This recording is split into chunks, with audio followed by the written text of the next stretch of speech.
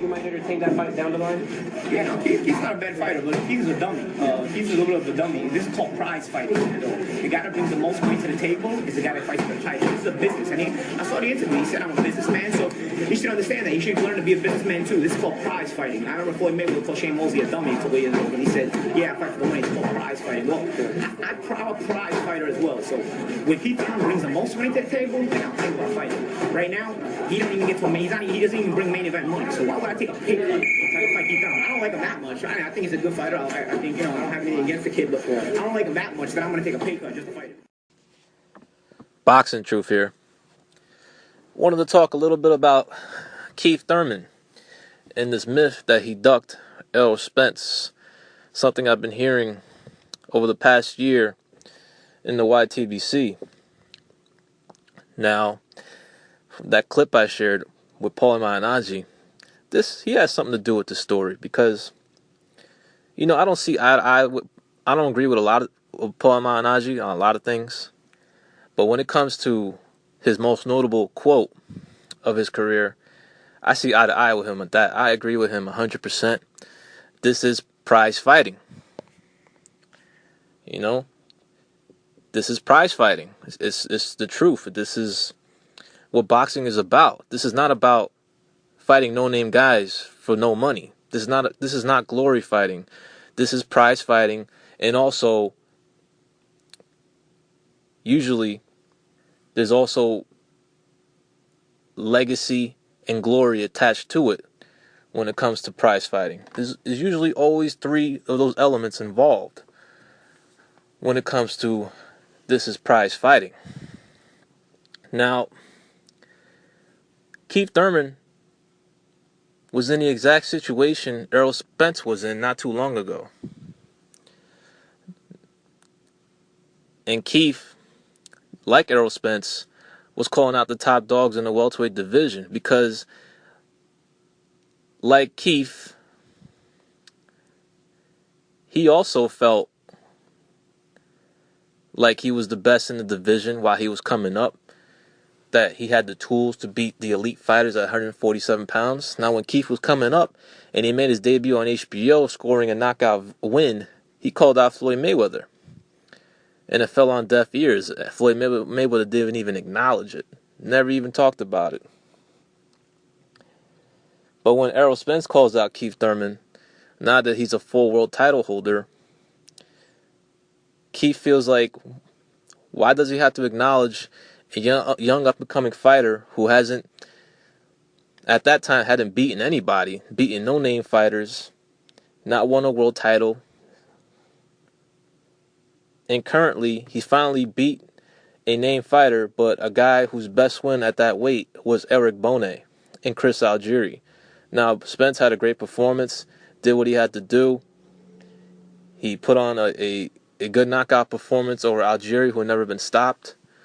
But Algieri is not he's not the best welterweight out there, not the most elite fighter out there in the welterweight division, but a good name fighter step up for Spence, his first step up in his career, and he delivered. Passed with flying colors. But now he needs to continue to climb up the rankings and become a number one contender for Kell Brook's IBF belt. Now, in Keith's situation when he was coming up, he knew the game. He understood it. But he still called fighters like Floyd Mayweather out and Paulie Malignaggi, pretty much knowing that he wasn't going to get a response, that he wasn't going to get those fights. But he just wanted his name out there. He wanted his names attached to those guys so people will start talking about him. It will raise his profile. And then maybe as he continues to win, maybe he can fight one of the top dogs in the welterweight division. And Paulie Malignaggi told him straight up, like, look, man, this is prize fighting. I'm not going to take a pay cut to fight you. You don't bring main event money. And that's just the way it is in boxing. I mean, why the fuck am I going to fight you when I can fight this dude for way more money? That's just the way it is. That's the reality of fighters. And it's not just today. I hate it when some old timers that, that watch boxing say, "Oh, boxing is changed, is different." There's a bunch of businessmen. There are a bunch of businessmen now, but nah, man, it's always been that way. Ever since the start of boxing, ever since for the past hundreds of years, since the sports existed in the 20th century, it's always been that way. Even for almost the beginning of the sport. Why the hell you think Jack Johnson became the first black heavyweight champion of the world? It wasn't because he was a threat. It wasn't because he was winning his fights. It wasn't because he was a mandatory challenger. No. He became the first black heavyweight champion of the world because he was the biggest money fight on the table for Tommy Burns. Tommy Burns, who was the heavyweight champion in 1908, said, "You want me to fight Jack Johnson? Give me $30,000, I'll fight this dude." Thinking that no promoter would come up with that vast majority of the purse. That vast, because it was so vast, the amount Tommy Burns asked for. He didn't think any promoter would be able to put up that type of money. But he was wrong. A promoter did put up that money. And the fight happened. Only reason it happened because Jack Johnson was the biggest money fight out there for Tommy Burns. And that's how he became heavyweight champion. The first black heavyweight champion. And look what happened after Jack Johnson became heavyweight champion of the world. He was in a different position. He didn't have to take these tough-ass fights for low purses now. He became a prize fighter. And a bunch of the brothers in the division at the time were mad at him, hating on him because he wouldn't defend the title against a brother. But like I've been saying, and like he said, and like Paulie Malignaggi said, this is prize fighting. Why the hell am I going to take a pay cut to fight you when I can fight this white dude and get paid way more?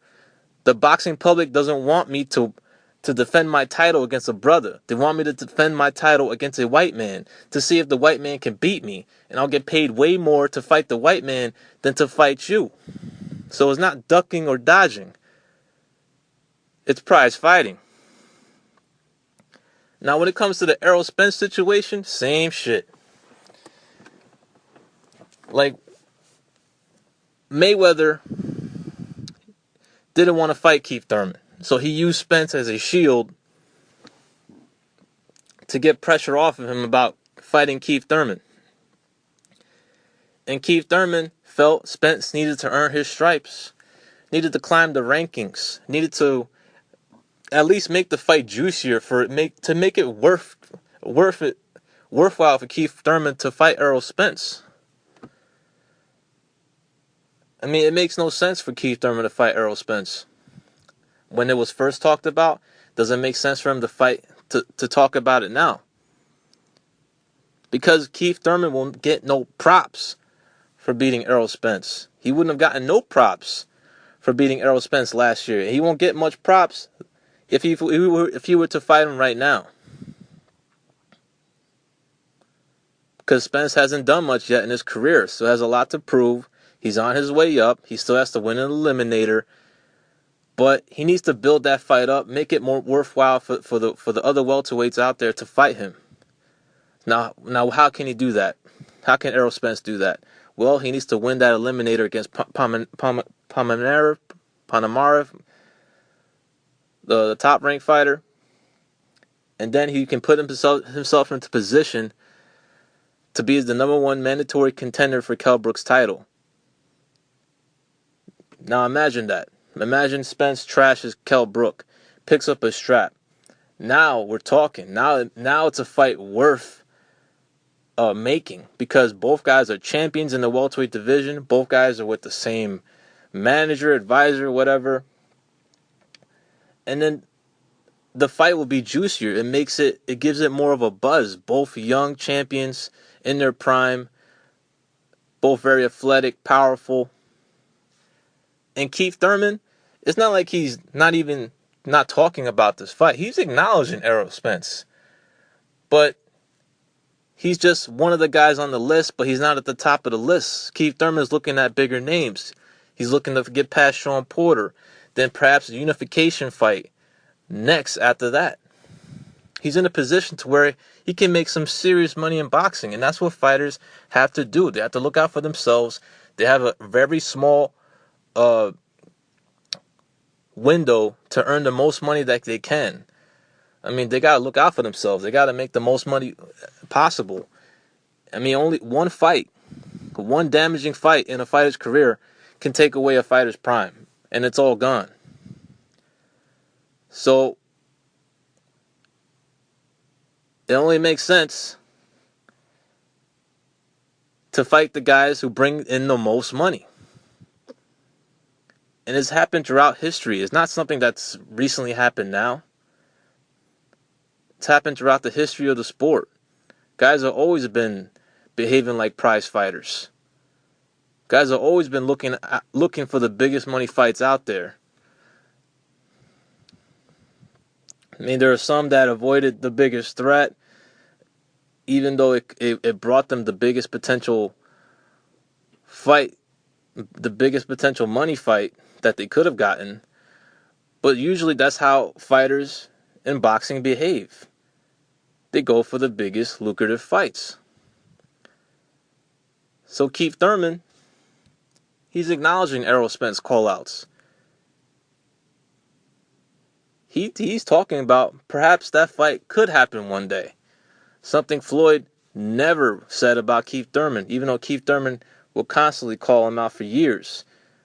And it fell on deaf ears. Floyd Mayweather would never acknowledge it. Never wanted to fight Keith.